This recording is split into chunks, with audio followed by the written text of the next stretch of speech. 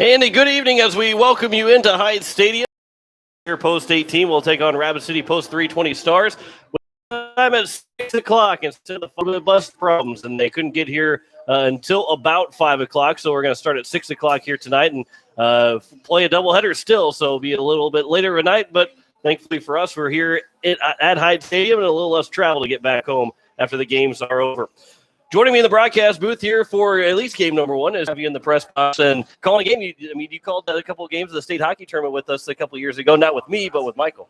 Yeah, it was a lot of fun, and it's just really cool being back at some live sporting events. And I said I texted you last weekend. Hey man, it feels really good to hear you back on the radio and calling some live sports. So hard to believe that that game against Mitchell was the first one since state hockey. So it's been a long time.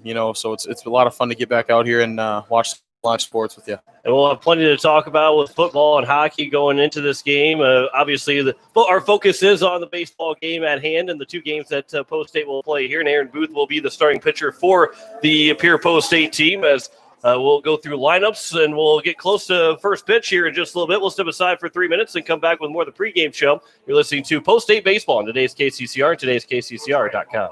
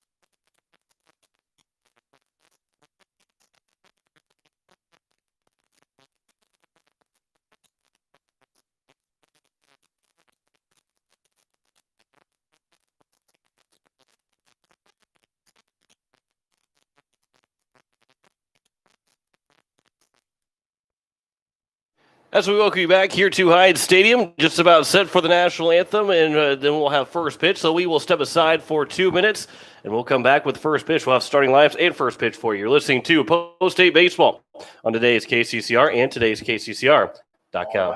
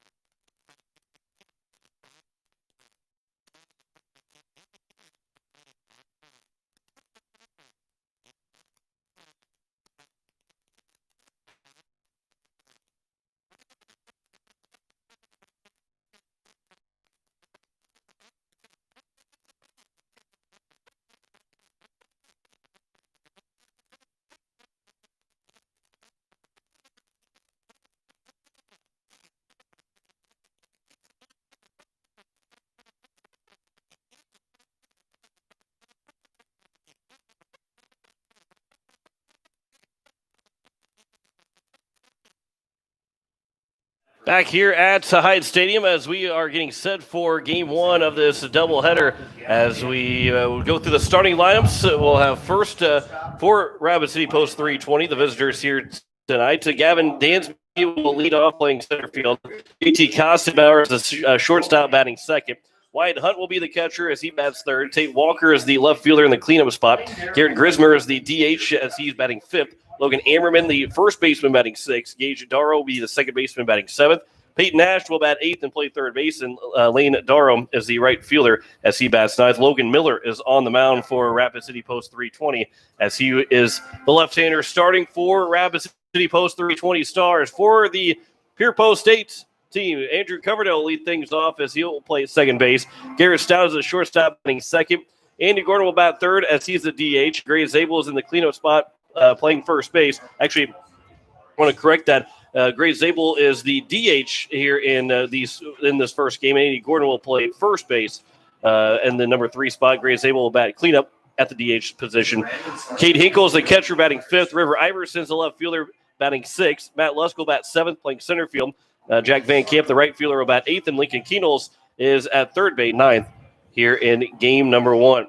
Aaron Booth is on the mound for Pierre Post State. His second appearance here in 2020. First to start for him. And for Pierre, he's going to look to throw strikes. And it's going to be pretty hard with the wind as the way it is. It's always tough when it's windy, but when the wind gusts earlier today had it clocked at over 50 miles an hour, it makes it much harder for a pitcher to throw strikes as well as fielders to field any ball that's on the ground or in the air. So the walks have to remain at a premium as they always do, but throwing strikes is even more going to be a key to a victory here for Post State or for Rapid City, one of the two who can throw the most strikes with the way the wind is. Coach Steve Steele from the Pierre Governor football team as well as EY Capitals joins me here in the press box for at least game number one. And we'll see if he sticks around for game number two as well. But, Coach, you've dealt with some pretty windy conditions as a football coach, and for you that usually means to keep the ball on the ground. For Post State, there's probably a lot of ground balls that they want in this game. Yeah, you definitely want to avoid the ball getting up in the air, and you just don't want the ground balls coming out of the pitcher's hand. Like I said, because that wind is really gusting hard from center in. So definitely going to be important to hit strike zone and get some easy plays for the fielders here. So the first hitter is Gavin Dansby. The first pitch is taken for strike one at 5:57 here this evening. Again, we were supposed to start at 5 o'clock this evening, but Rapid City Post 320 had some bus issues, and we're unable to get here until 5 o'clock as Dansby will float that one to center field. Matt Lusk will continue to glide in, make the catch. That one looks relatively easy with all the wind that has been hammering Hyde Stadium, but the first man is retired on a fly ball to center field, and there's one down as JT Kostenbauer, the shortstop, will step to the plate as he is one of the few returners. Him and Wyatt Hunt in the lineup for Rapid City Post 320. Those are the only two guys that have familiar names to this Pierre team as Kostenbauer looks at ball one high and outside from Aaron Booth. Kostenbauer hits left-handed, plays short, throws right as the 1-0 pitch to Kostenbauer is at the letters, and it's now 1-1. So, Coach, how's the summer going so far? It's a little bit different this year than normal. Yeah, it's definitely been a crazy summer. It's been a crazy, really spring and summer. But we got the guys are working out. Back at the high school now. A little bit different system than we have just with groups, but we're still able to get some work done there. And same with hockey. We've actually gotten quite a bit of time on the ice this summer so far. So really fun to get back to normal. 2-2 is the count to Kostenbauer, and I mean, I'm sure that you've had so many different plans that were different than last summer as the 2-2 is fouled away by Kostenbauer and over into Capitol Avenue. Obviously, you like to probably change things and do a couple different things in the summer so you don't do the exact same thing every summer. But this year, you probably had about 5 or 6 different plans of what guys could do, whether it's as a group or individually. Yeah, I mean, it wasn't a challenge to do something different this summer. We didn't have a choice, so it's been a lot of, really just doing what we can do. And, whenever things open up more and more, we've been able to do a little bit more and more, every time. So definitely a challenge, though, for kids and coaches alike. The 3-2 pitch misses inside of Kostenbauer, and it's a one-out walk as that will bring in the number 3 hitter, Wyatt Hunt, as the catcher here in game number one. You would assume that he'll probably be a fixture in the lineup in both games for the post 320 Stars. Booth will work from the stretch for the first time. The first pitch to Hunt misses low and outside, 1-0. Around the horn for Post State, Iverson's out in left, Lusk in center, and Jack Van Camp is in right. Lincoln Keno's at third baseman, Stout at short, Covey at second, and Andy Gordon's at first with Cade Hinkle behind the plates. As Hunt will fly that one out to left field. Iverson will have to go back on it, but he'll have to sit and turn, and he'll make the catch for the second out as Hunt got a lot of that one, but that wind continued to pull that back, and on a normal day, that's probably in the gap somewhere, and Hunt's probably got at least two bases, but instead it's a fly out, and we'll see plenty of that here this afternoon. There's not going to be not too many times that somebody will get burnt here this afternoon, this evening, with the way the wind has been blowing in all day and will continue to blow in. First pitch to Tate Walker, the left fielder, is up high for ball one. We have that wind advisory until 10 p.m. tonight, so until we get to if you play a 2-hour game, we'd get into that 10 o'clock hour. So we might actually see that wind die down quite a bit by 10 o'clock. But until we get to that point, the first probably 13 of the 14 innings will be pretty hard to burn an outfielder. 1-0 pitch from Aaron Booth. That one is at the knees, and it's now 1-1. Want to remind you that you're listening to KCCR Pierre Riverfront Broadcasting Station. You and I have spent a lot of time talking after the game, after a period of hockey, or after a football game. We don't get the chance to actually sit and watch a game of any kind. As 1-1 is outside for a ball two, and then the runner Kostenbauer will steal second. The throw to second starts to tail away from Coverdale, gets into center field, but at second base is Kostenbauer, so he's in scoring position here with two down, and the count is 2-1. So what's it like to be in the booth with me actually calling the game and you sitting next to me and not actually down the field or down on the bench?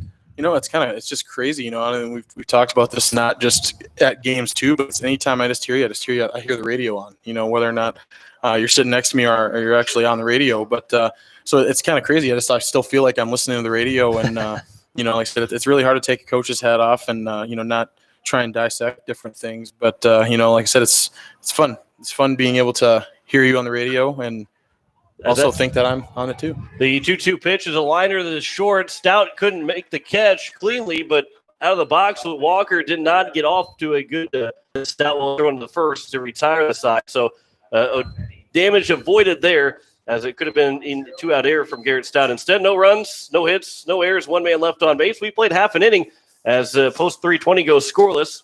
Post State coming to bat in the bottom of the first. You're listening to Post State Baseball on today's KCCR and today's KCCR.com.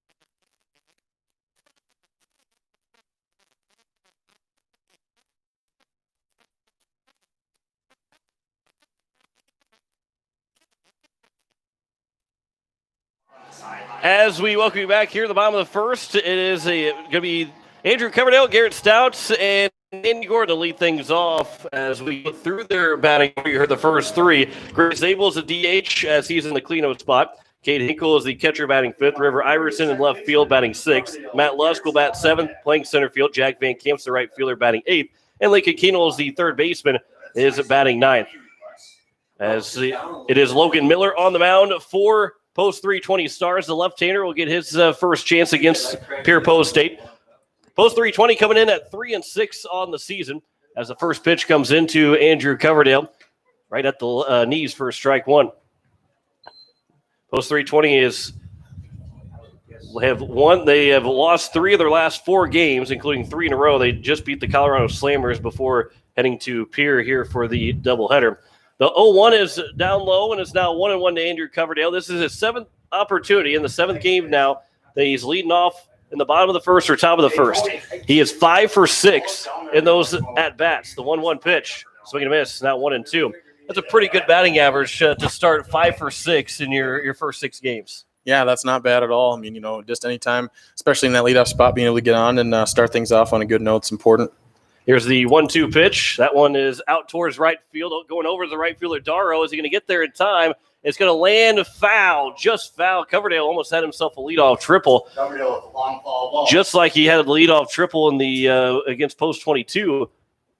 Almost proved you wrong right off the start about no one getting burned today. Right, so that right fielder, Darrow, that's about the only spot. That right field corner might be the only spot, unless someone really gets a hold of one, that you're going to get burned as an outfielder. But I guess if anybody's going to prove me wrong, hopefully it's a Pierre player that proves me wrong. Here's the 1-2 pitch again to cover him. There's a ground ball back to the left side, fielded by the shortstop Kostenbauer, and for only the second time in 7 games, Coverdale is retired in that leadoff spot. And of course he would be after I talk about him being 5 for 6. And I don't know if you were listening to the game on Sunday against Post 22, but I made the comment about had the 3 outs to go until Pierre beats Post 22 for the first time in nearly 3 years as a first pitch to Garrett Stout, and they were not very happy with how I had taken the lead. Thankfully, Iverson bailed me out and got the RBI walk-off single, but I still got to do my job up here. You can't talk about infield single to win the game more than them beating him. I said that was crazy legs we didn't see from River a whole bunch on the football field. The 0-2 is grounded to the third baseman, Ness, and Garrett Stout is retired for the second out since the top 2 men have been retired as Andy Gordon will step to the plate, the first baseman here in game number 1. He had so many infield singles last summer that him and I joked about it a lot, and I kept talking about how his blazing speed was, and here he gets a walk-off single on an infield hit too, and so I can't even make fun of him now, or I didn't really make fun of him. I can't even joke about it anymore. He's actually got that blazing speed to pick it up and put it down the line. Yeah, I mean, he's just got a really good first few steps out of the box, and just like playing linebacker, he's got a really good first 3 steps off of a read, and your top end doesn't need to be super great if you got a really good first 3 steps, which it definitely showed there in that game. 2-0 is the count. 1-1 is the count to Andy Gordon as Miller will deliver the 1-1 pitch upstairs. Now 2-1. Andy Gordon's been the number 3 hitter for the last several games, and he's been one of the best hitters for Post State to open up the season, and a guy on the hockey rink for you as the Capitals coach, as the 2-1s fouled back 2-2.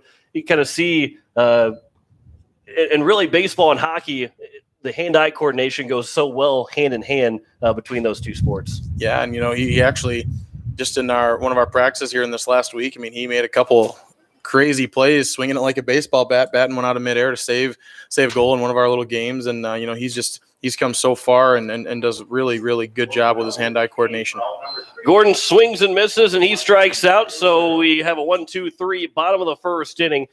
We have no score between Post State and the Post 320 Stars. You go ahead to the top of the second. You're listening to Post State Baseball on today's KCCR and today's KCCR.com.